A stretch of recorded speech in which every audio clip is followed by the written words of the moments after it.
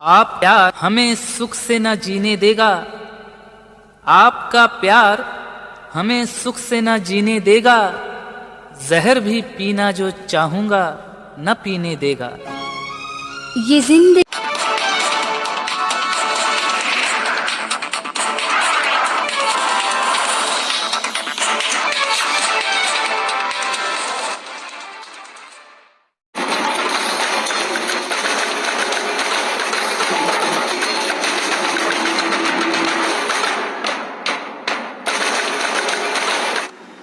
नमस्कार मित्रों, मैं वाइस बी के। Welcome to news power. आज हम हमको लखनऊ की सैर कराएंगे। लखनऊ की सैर का पार्ट 2। जब हम लखनऊ से दोबारा हमारी न्यूज़ पावर की टीम लखनऊ टू आजमगढ़ के लिए प्रस्थान किया, इस बीच में मेट्रो से लेके आलमबाग और आलमबाग से आजमगढ़ की यात्रा का एक छोटा सा ओवरव्यू आपके लिए, आपके पास। जब हम सामंती चरित्र को समाजवाद के पर्दे के पीछे जब यूज कर रहे थे, तब उस वक्त हम इस हालत में नहीं थे कि एक दिन वो भी आएगा, इतिहास पूछेगा कि अब तुम हिसाब दो, बतौर सामंती चरित्र तुमने अपने को कितना बेनकाब किया था। वो नकाब हटाओ, वरना तुम्हारी राजनीति खत्म हो जाएगी। बस यहीं पर द्वंद्व शुरू होता है। आपने चाचा शिवपाल की कहानी सुनी होगी। आखिर ये संघर्ष अपर्णा और चाचा शिवपाल जैसे तमाम चाचा शिवपाल के साथ राजनीतिक आदरणीय मायावती जी, आदि अनुप्रिया पटेल जी, ये तमाम लालच और लोभ की जंग लड़ते हुए, अपनी नैतिकता के साथ सामंती समझौते करते हुए समाज और वो जनता, आम आदमी जिसके इमोशन, जिसके सेंटिमेंट, यदि के अधिकारों की लड़ाई के नाम पर राजनीति की पहचान और पकड़ पैदा करने वाले ये बहुरूपीय राजनीति की पराकाष्ठा तक पहुंचने के बाद उसी जनता, उसी आम आदमी के अधिकार, उसकी सत्ता, उसके प्रति अपनी जिम्मेदारियों को नकारते हुए सामंती चरित्र को अपना आवरण बना लेते और अपनी सुख, शांति और समृद्धि की पराकाष्ठा स्थापित करने के लिए नैतिकता के सारे पर्दे फाड़ डालते। और दुष्परिणाम ये होता कि एक दिन एक ऐसी सत्ता सामने खड़ी हो जाती जो हिसाब मांगती, ऐ समाजवाद के बेशर्म चेहरों, तुम बताओ कि तुमने अपनी समाजवाद की वो पार्टियाँ, वो धाराएं छोड़ के हमारे साथ क्यों जुड़े, या उसमें तुम सच्चे समाजवादी कैसे हो। जब ईडी जवाब पूछती है तो इन बेशर्मों को 400 करोड़ रुपए, 200 करोड़ रुपए, 5000 करोड़ रुपए जाने की जब डर सताती है, तो अपने ही भाई बंधुओं पर आरोप प्रत्यारोप का सिलसिला शुरू करते हैं और चोर चोर मौसेरे भाई बन करके फिर सामने वाला शेर बब्बर, जिसके पास संख्या बल की ताकत है, जिसके पास सत्ता है, जिसके पास ईडी है, सीबीआई है, जो सच उगलवाने की क्षमता और पुरुषार्थ भी है। तो आदरणीय नरेंद्र दामोदर दास मोदी जी का आभार पूरे भारत को करना चाहिए, और दुनिया करे या ना करे, न्यूज़ पावर आदरणीय नरेंद्र दामोदर दास मोदी बतौर पीएम और गृह मंत्री अमित शाह, आदरणीय मुख्यमंत्री योगी आदित्यनाथ जी का हृदय से आभार व्यक्त करता है कि समाजवाद के पर्दे पर सामंती चरित्र जीने वालों का बेनकाब कर दिया।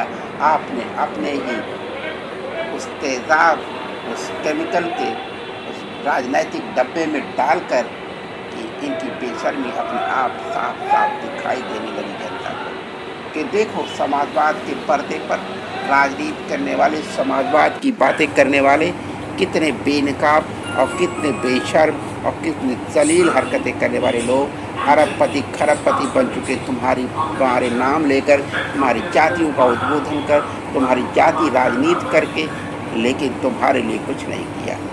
न तुम्हें निःशुल्क न्याय दिलाया, न तुम्हें निःशुल्क शिक्षा की व्यवस्था किया, न तुम्हें निःशुल्क मेडिकल सुविधाओं की व्यवस्था की लड़ाई लड़ी, और न ही तुम्हारी बहन बेटियों की सुरक्षा और मर्यादा की गारंटी दी। पेट्रोल की कीमत चाहे जितनी भी बढ़ जाए, जब तुम अपनी जिम्मेदारियां नहीं निभा पाए तो तुम जिसको गालियां दे दे के सत्ता में आते रहे, तो पेट्रोल की कीमत बढ़ाए, गैस की कीमत बढ़ाए, या चाहे जो भी करे, देश बेच दे, क्या फर्क पड़ता है उससे? तुम भी तो वही कर रहे हो। यह बात बताने के लिए आज इस यात्रा को हम आपके सामने, क्योंकि हमारी यात्रा ये शुरू हुई थी शिवपाल चाचा के साथ वास्तव में अन्याय हो रहा है, या वास्तव में शिवपाल चाचा ही अन्याय कर रहे हैं उस दल के साथ, उस भतीजे के साथ, उस बच्चे के साथ जिनको अपनी गोद पे उन्होंने पाला पोसा और बड़ा किया। ऐसा क्या हो जाता है कि एक चाचा, एक पिता कभी कभी अपने ही बच्चों का दुख देने वाला बन जाता है, उनके जीवन में दुश्वारियां पैदा करने वाला बन जाता है।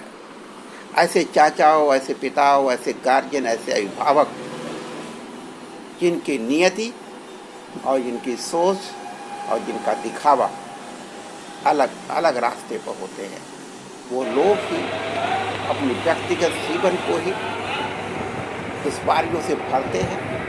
वक्त लगता है, लेकिन सत्य सामने अवश्य आता है। आज अनुप्रिया पटेल से लेकर के वीआईपी बिहार वाला चिराग पूछता हुआ, या अपर्णा बिष्ट जो गौशाला मेंटेन कर रही, गौशाला मेंटेनेंस मैनेजर बन गई है, और शिवपाल चाचा उसी गौशाला के गोबर मैनेजर बनने जा रहे हैं। ये दुर्भाग्य है भारतीय समाजवाद की राजनीति का, कि ऐसी बेशर्म राजनीति किया कि खुद के चरित्र को कलंकित करने की सिग्नेचर कर रहे हैं, खुद की जलालत से। जय भारत, जय गीता, जय सर। देखिए, यह है लखनऊ समाजवादियों की देन। जो मेट्रो देख रहे हैं, समाजवादी सोच का ही गौरव, गर्व महसूस होता है। समाजवाद शैली और कार्य करने की अच्छा सोचने का ऊपर हमें गर्व है। हमने समाजवाद को आजमगढ़ की धरती से जिताया है। 10 में 10 सीटें क्यों दिया आजमगढ़ ने? यह है उसका कारण। ये जो जगह देख रहे हैं, ये समाजवादी कार्यालय है, यहाँ से जनता जनार्दन की आवाज़ें उठती हैं और सारे जहाँ में सुनाई देती है। समाजवाद के प्रवक्ता आदरणीय अखिलेश यादव को जय समाजवाद की ढेरों सारी मुबारकबाद। आप अपनी लड़ाई चलते रहिए, पूरा उत्तर प्रदेश आपके साथ। एक दिन आप जरूर जीतेंगे। 2027 हमने अपनी गलतियों से सीखा, तो 2024 भी हमारा होगा। कम से कम 2024 में 35 से 40 सीटें समाजवादी पार्टी को मिलनी चाहिए, लेकिन शर्त वही कि क्या समाजवादी पार्टी अपने अंदर अमूल चूल परिवर्तन के लिए तैयार है। यदि हाँ, तो 2024 में 35 सीटें जीतने से कोई नहीं रोक पाएगा, और 2027 में सरकार बनाने से भी कोई नहीं रोक सकता।